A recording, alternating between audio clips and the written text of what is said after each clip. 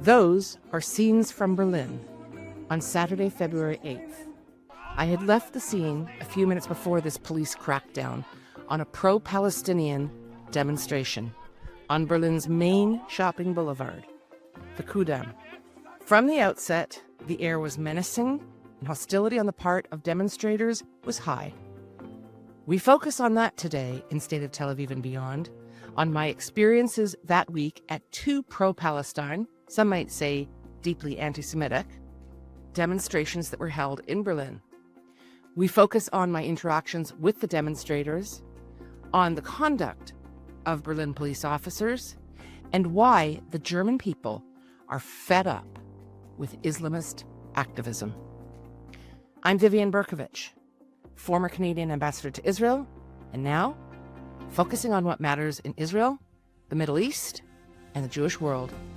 And one country that matters a lot is Germany. Stay with us. Hi, great to be back. It's been a while. I'm going to sort of focus on something a little different today, and that is anti-Semitism in Germany. Monday, February 3rd, I flew to Berlin. I was in Germany for a week. Most of my time was spent in Berlin, but I did venture out into smaller towns. And I went for many reasons, but one of them was to focus on what exactly is going on the ground. There are lots of violent protests. They're regular.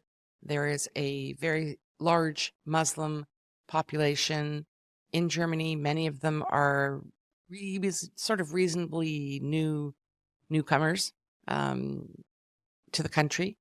And there's a lot of discussion about what's going on there.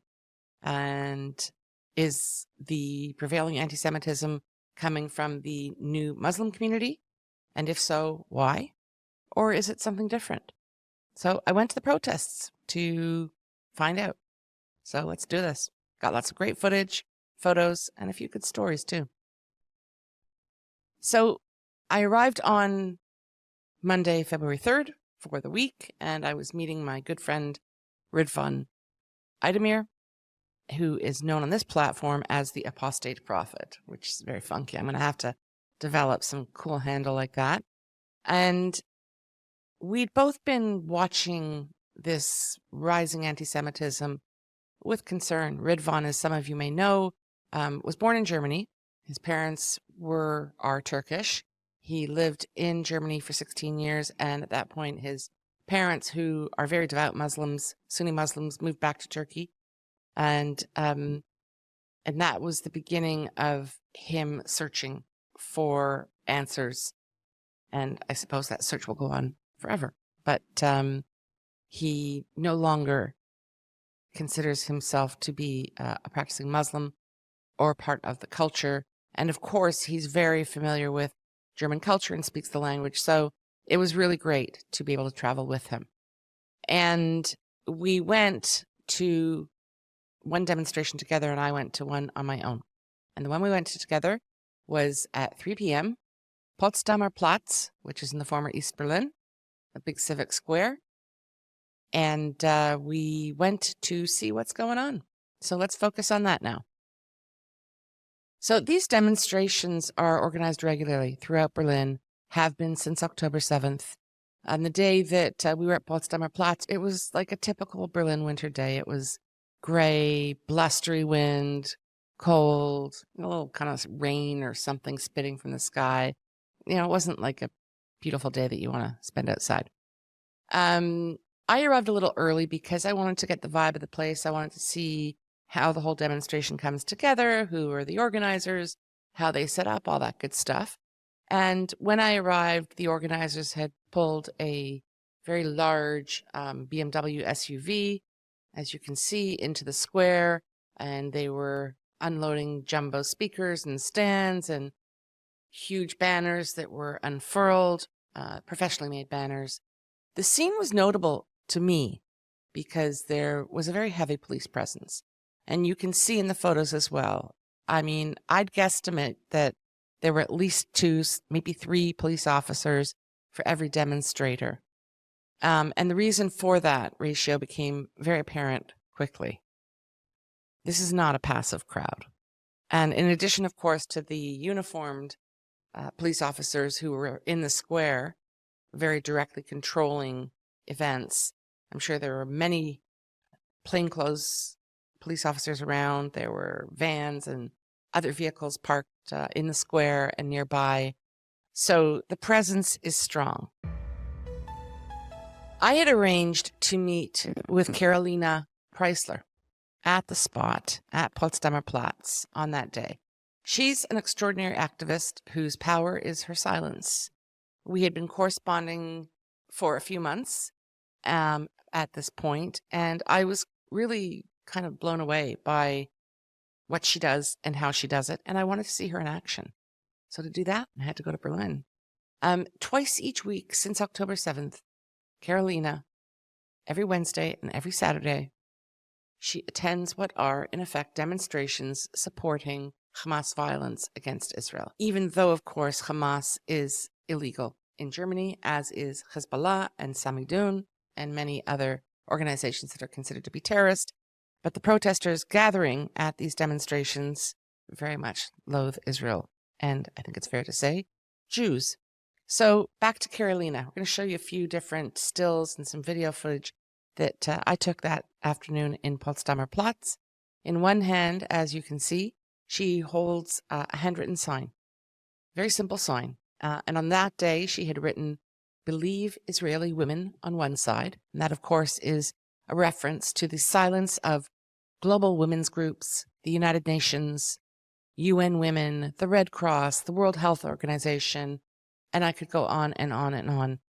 Because after October 7th, when it became known almost immediately that there had been vicious gang rapes, sexual assault against women and men perpetrated by Hamas forces, Palestinian Islamic Jihad forces, and civilians brutally attacking women and men. So that was one side of Karolina's sign.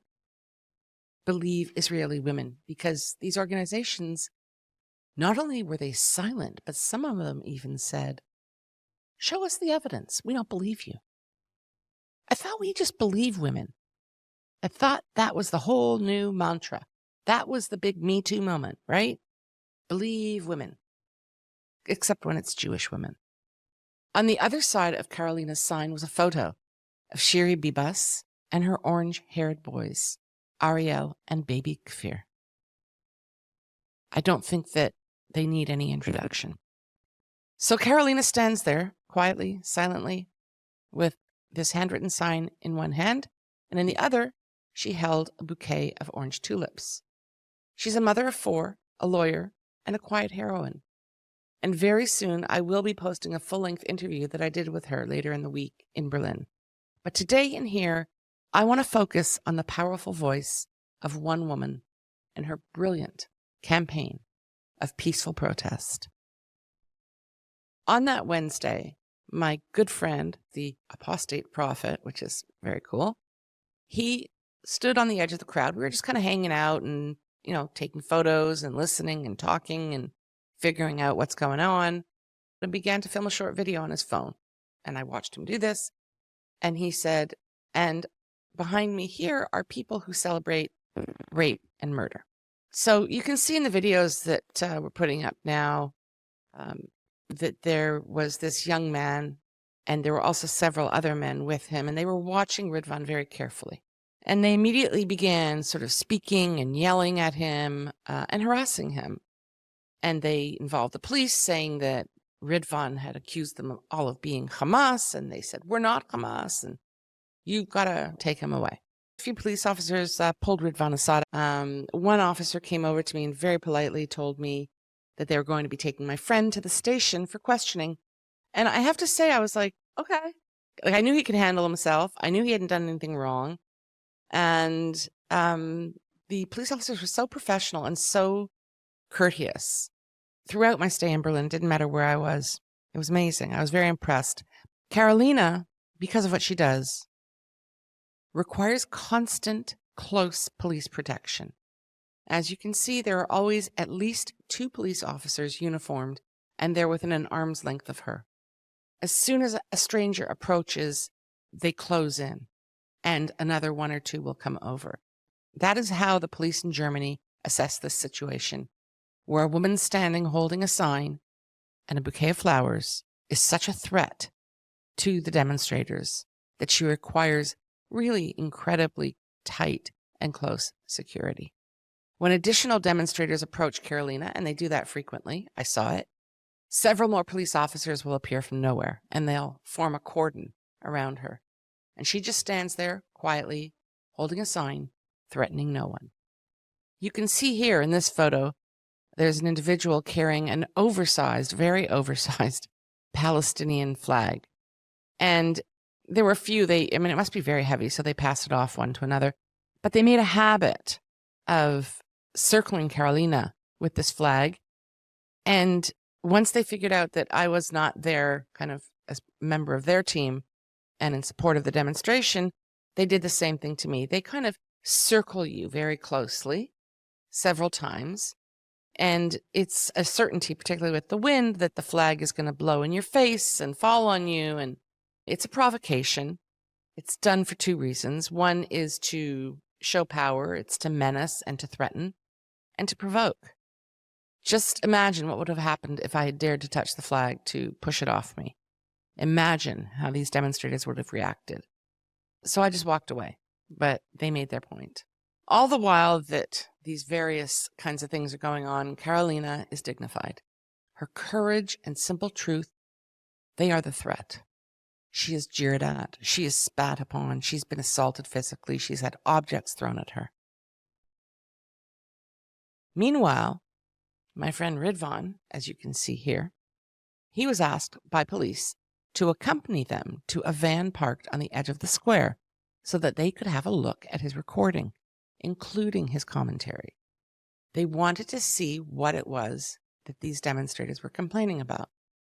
And what they saw was that there was nothing wrong with what Ridvan had done. So the police officers returned to Potsdamer Platz, and they went over to the 16-year-old youth who had made these allegations very aggressively and persistently. And they said they wanted to have a word with him. So you can see here, they're walking with this young man. He begins to resist the police physically. He pushed them, tried to run away. He continued to become more aggressive. And within seconds, as you can see, he was on the ground being handcuffed. And once standing, he continued to resist, but obviously with much less force. And he was taken in the van, arrested, taken to the station, and released because apparently he's a 16-year-old youth, so pretty much legally immune from consequence. And I'm told that this is a regular occurrence with this 16-year-old youth. It did, however, make the headlines on the German news that night. Everyone was talking about it the next day. So this gives you a sense of the general atmosphere. So when regular demonstrators figure out that you're not one of them, which they seem to do within seconds, they approach, circle, taunt, they sneer while photographing you. It's a classic intimidation technique. People come very closely to you. They make a point of turning themselves into a bit of a spectacle. They aim their phone at you so you know that you're being photographed or filmed. And typically they're sneering. And then as soon as I would do the same and reciprocate and turn my phone on them, they would turn and walk away, and to a person pulled up a face covering that was on their neck, because they all seem to walk around all the time with face coverings and face masks, which is pretty normal. So this particular woman seemed to be obsessed with me that day.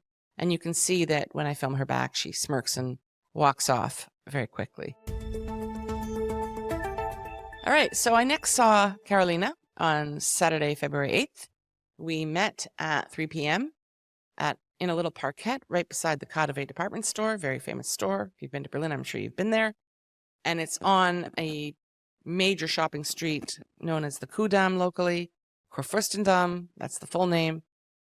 And again, I showed up early and, wanted to get a vibe and see what's going on. It was a beautiful day. So, bigger crowd. Also Saturday, people aren't working. And you can see, larger kind of space and more going on. So in addition to being a very central and busy location, this spot is also across the street from a train platform. Well, what was formerly used as a train platform. Karolina told me that many German Jews were deported to concentration camps directly from that spot. And she said that's a very intentional choice by the demonstrators to remind the Jews that they remain weak and vulnerable. The irony, of course, of this quite ugly gesture is that it is coming not from those who were responsible for the mass murder of Jews in World War II. There's an irony. There's a lot of irony in a lot of that. But anyhow, here's some photos taken from early on in the demonstration. I walked immediately near to the spot where Karolina stood. I did not talk to her, but the core group of demonstrators already knew that I wasn't one of them. And they started, sending hostile, unfriendly looks my way. Karolina stood in a lovely ivory-colored coat. She was standing atop a kind of cement block that was in this little parquet, holding her flowers and her sign. The police, as always, stood close by. And there was an even larger presence that day than there had been the Wednesday before at Potsdamer Platz. I mean, it's Kudam, it's a beautiful Saturday, and there are far more demonstrators. And there was a menacing air. The hostility in the air was palpable. It just was. Very quickly, I went over and made some friends with some of the police officers who were near Karolina, just told them who I am, why I'm there, what I'm doing, and I don't want to cause any trouble. I don't want to create or incite any conflict, but I experienced the hostility on Wednesday, so I'm just going to stay close by them. And they said, that's smart, that's great. Don't worry about it. We'll take care of you. Within a few minutes of my arrival, I was being shot hostile looks by two women in particular. You can see them in this photo. They were very preoccupied with what I was doing, which was not terribly exciting. I was standing in a public space, taking photographs and videos of a demonstration. And there were many, many other people doing that. I actually do have a press card, which I did not tell them because it's none of their business. But most of the people, but not all of the people photographing, were members of the press. So these women found it very offensive that I was doing that, and they both came charging, like really kind of, charging towards me. And they demanded to know in German initially what I was doing. So I said, I only speak English. And they said, what are you doing? Why are you photographing? You can't do this. Give us your pictures. Show us what you're doing. And they continued with these quite outrageous demands. And I very politely but firmly told them that I was in a public place and taking photos and videos, just like so many others in the square were doing. And they wanted to know why, for who, for what. And I said, I actually don't owe you any explanation. Just like you don't have to explain to me what you're doing here and who you're talking to and what you're saying. It's a public space and place. And they stormed off and they kept shooting nasty looks my way. The cops had kind of told them to, be gone. And they were clearly telling their friends and others about my presence and whatever nefarious goals they attributed to me. So here they are, these same women, a short while later, holding up banners denouncing Israel and other things. They're clearly, part of the organizational group, which is fine. But I didn't, go and yell at them and tell them they have no right to be there. Anyhow, my new police officer friend had seen and heard the entire exchange. He said, hey, don't worry about it. You're not doing anything wrong. But he said, stay a little closer to us today. There's a kind of weird feeling, vibe, atmosphere here today. And then, a few minutes later, the same 16-year-old guy who had tried to provoke Ridvan into some kind of conflict showed up. And he came straight towards me and started yelling at me in English, you over there, you go there, you belong there. And what he was doing, of course, was pointing to a little patch of ground in the middle of the boulevard, in the middle of Kudam, where there was a small group of people with Israeli flags, pro-Israel demonstrators. They were very, very heavily guarded.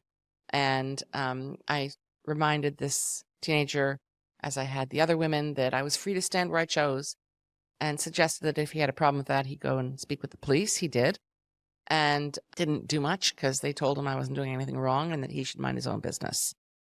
There was a real kind of momentum. There was a buildup of tension, and it was very noticeable on the Saturday the atmosphere deteriorated very quickly. A group of men came over and challenged Karolina, who was standing atop this concrete barrier, and they said, "We want it. She's standing up higher. She's on this elevated perch. We want it." So they went to the police and demanded that she move down. And I mean, there's this constant power struggle going on. So in order to avoid escalating things over something like that, the police sort of, moved her down, and quite a number of men crowded up onto this perch, and with them was a child who you can see here with the face blurred out. I would say 8 years old, dressed in battle fatigues. He also, from time to time, held aloft a sign, as you can see, and it says, "Trump, you are mad. Gaza is our land."